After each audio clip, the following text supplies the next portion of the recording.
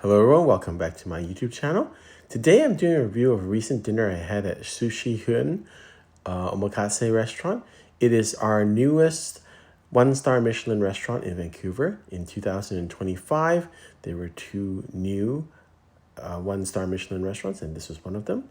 It's located at 795 Jervis Street in Vancouver, and I was fortunate to get a reservation.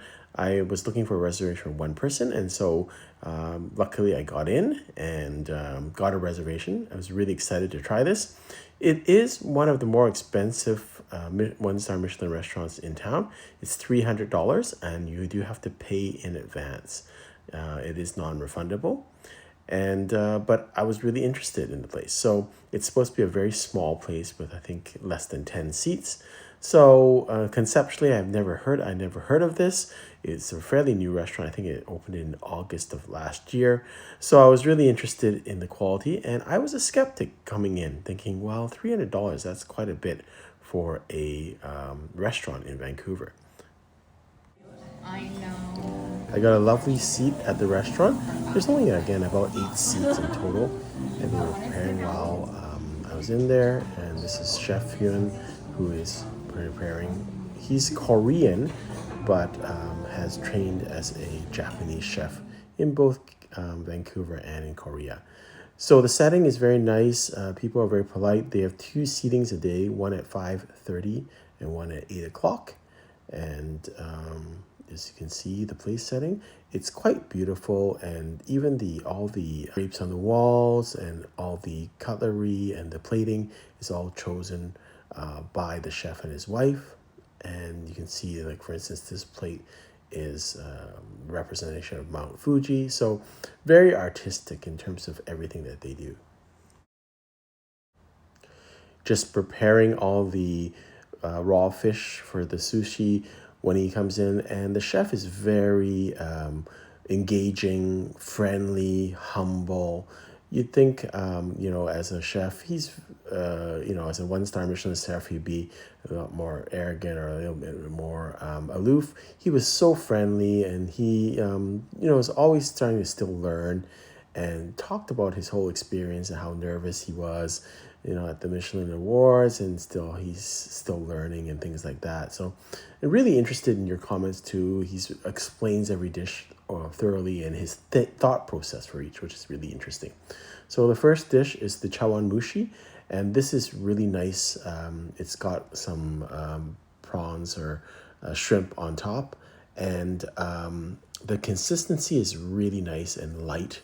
I'm not a big chawan mushi fan, but I think because normally it's very eggy, almost custardy, and this was a little bit more lighter and not as sweet. It's quite savory, almost like a soup, in the kind of the consistency of a soup rather than a custard.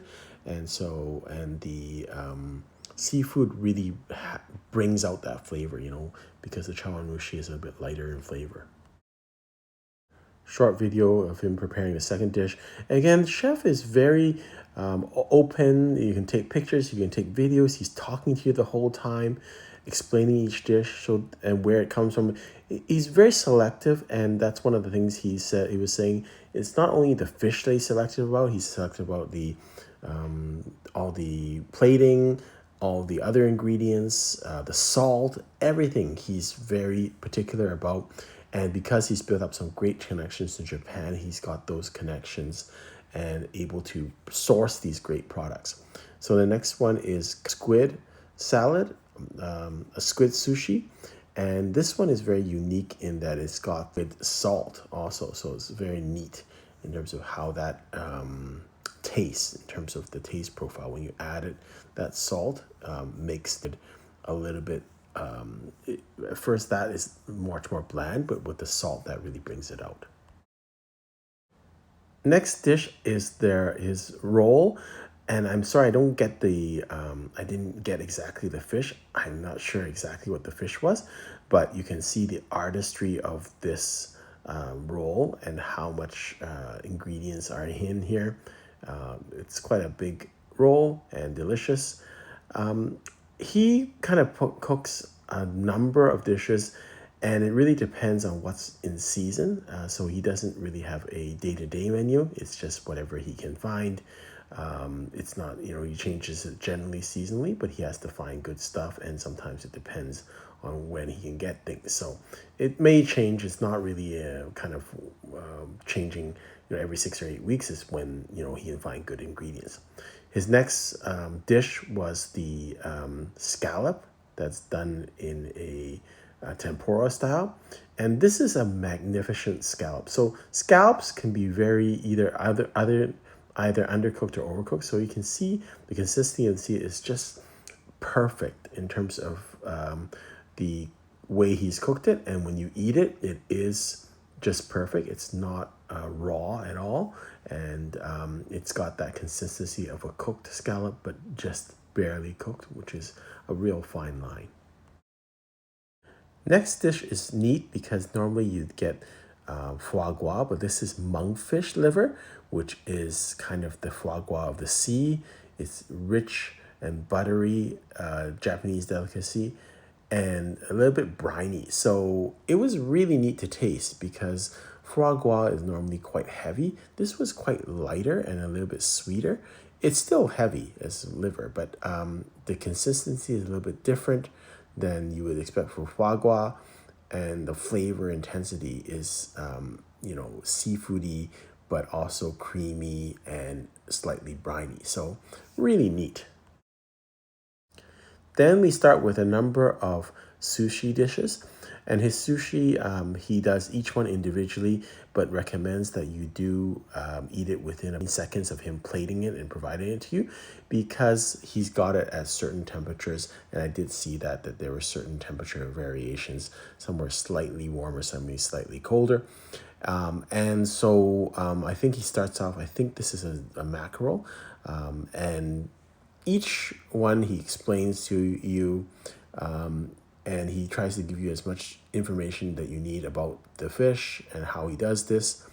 But the cuts are wonderful. And I think the other difference is that each sushi that he serves you is has a different taste profile. So you'll see later on he serves you different parts of the toro, but it's all different. And it's kind of all the sushi, you can actually taste the difference with each slice, that is slightly different. This next piece was Spanish mackerel. And again, the consistency with the last piece of fish, this was a little bit heavier and a little bit more salty. So I like kind of the difference in terms of you could tell the different taste of each sushi. The rice that he uses is a little bit different also. But everything is small bites, but in a very comfortable setting. He's always very polite and gracious. He tells you stories about his life. He's very open about sharing that, but also the technicalities of each fish. Each fish or each ingredient is chosen from specific places in Japan, and for certain reasons and for certain taste profiles. And he was talking about some fish, he might have to age 3 days. Some days, fish he serves a little bit earlier than that. And it's all the process of getting the right kind of flavor profile for each fish, which takes a lot of skill and a lot of planning. Next, he served us two types of tuna or toro. The first one is akami, which is leaner red meat from the back of the tuna. It's supposed to be between where you have true toro and otoro cuts. It's firm, mild in texture, and almost savory umami. So it is generally a less expensive cut, but again, it is a beautiful cut still. And I think he served it to us to compare and contrast with the next piece. This is the kama toro, which is a rare fatty cut of tuna that's from the collar and jaw area. And it is much more marbled and buttery. And again, that's kind of the profile that you wanted to compare and contrast the two different tunas. This is much more fatty compared to the last one, much more like melt in your mouth, almost like equivalent to a Wagyu beef of the seafood of the seafood world. So you could feel the marbling. It's much more like a Wagyu beef. Like it kind of melts more in your mouth, and so it's quite a nice cut. And I found the flavor is profile is a little bit actually heavier than the first cut, which I liked. This is kind of a halftime dish that cleanses your palate a little bit because you've had a bunch of sushi and then you're gonna have a little bit more. So this is sea bream, and then it's like a Japanese nut on the side, but a good dish to kind of palate cleanse. Sea bream, it's slightly, I guess, charred, and so it's got a little bit of flavor into it, but fairly light, and almost I would be it's almost like equivalent to like a rice dish, a white rice dish, where you can kind of cleanse your palate a little bit with seafood. So I quite liked this as an interlude or kind of a break up of the sushi dishes. The next dish would be your classic ame, which is with prawns. And this, as you can see, he puts two of them on each of his sushi.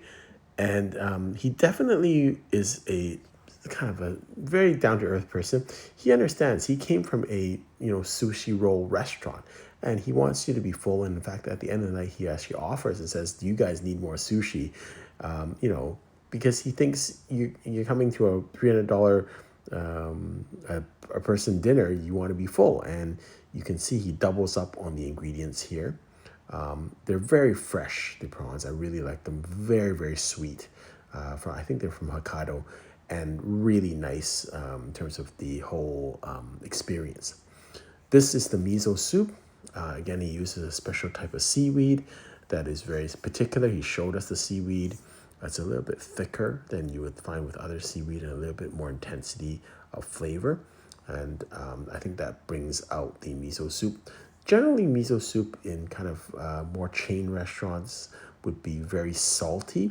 This was much lighter in terms of the salt preference, but in the salt profile, but the intensity of the other flavors, the miso, and also he had put some, I think, the prawn heads in here for flavor. So it was, you could actually smell that seafood prawn aroma. Next is the uni dish, and again, Japanese uni, very plentiful. He puts two kind of uni that you would have normally have at a sushi restaurant into one roll, and again, very simple. Just a little bit of rice, a little of the uni, and then his specialized seaweed that he's gotten. Simple ingredients, but very quality. And then rounding out the seafood experience is the eel. And it's got the eel, but also a special sauce that's quite thick on top, a little bit sweet, and again, ends signifies the end of the sushi portion of the meal with this heavy syrupy sauce on the eel. But the eel itself was very well done. Again, very delicate compared to eel that you would find in most restaurants. This was a little bit more fatty, had a little bit more meat on it than other places. So really enjoyed it. Here's a video of the chef making the eel sushi. And everything here is predicated on the great ingredients. The ingredients were very, very unique, hand-picked, and I thought very delicious. So each dish I thought was quite unique. So this is their rice dish. It's got mushrooms put into the rice, and then also he's got a specialized, I can't remember exactly the ingredient, but it looked like almost a root that he was shaving on top of this. To me, it tasted a little bit like minced pork. Had that saltiness of kind of pork, shredded pork. So this is the rice dish, and then on top of it, he puts some mushrooms on it. live mushrooms. And then when you get to the end of this, he asks you to save a little bit of rice, and then he actually turns it into a chazuke. So he pours a little bit of broth. That broth is very thick and very intense. And then he puts some extra mushrooms on there. So it's kind of an extra dish that's just kind of rounds out the night. You're getting to the final parts of the night. So it's kind of a closing dish that puts a little bit of more substance in your stomach. Last dish is their tamago. And I've seen this done a number of times at different omakases. This stylistically is a little bit different. This style is most other tamagos that are kind of handmade by chefs are more like cakes. This is much more fluffy and it's lighter, so it's a different style, I think, from a different region in Japan. But it gives you the consistency of almost like tofu, and also it tastes more, instead of like a sponge cake, it tastes to me more like creme caramel in terms of the taste. It's quite intense in terms of the caramel part of it. You almost get no egg like feature of this, so it is sweeter in style, but it doesn't taste like just in some restaurants. What I don't like about tamago is it tastes like just sweet scrambled egg, which is not to me that pleasant. This really tastes like a dessert, and you know, taste they made a consistency of egg, but as the ingredient, but it's still a dessert instead of a savory dish. So really enjoyed it. Finish off with a red bean dessert and tea. So overall, I really like this experience. I think this is probably the top Japanese experience in town at this point.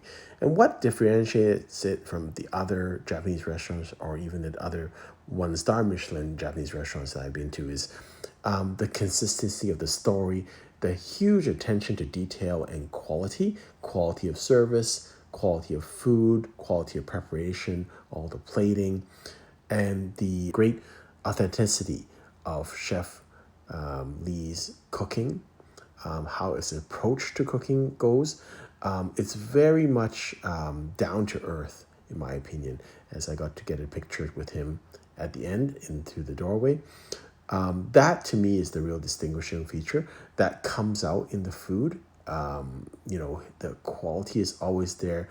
The attention to detail for each dish is there. Why they're put on certain plating and why certain things are used, and it's all kind of very well thought out and speaks to his nature, which is really about very serious Japanese cooking. He cooked in Korea for many years, and I asked him, "Hey, did you put a Korean spin?" No, he goes, this is straight on, full on traditional Japanese cuisine," and so it's very traditional. He's very he wants to keep it very classic, and he wants to showcase great ingredients and honor and respect those traditions. So I really think this is a strongly recommend for me. I would say, even though it sounds like a lot, $300, I think it's worth it. This is a restaurant that I would pay for and I would go back to again. Hope you've enjoyed this review. Until next time, happy eating.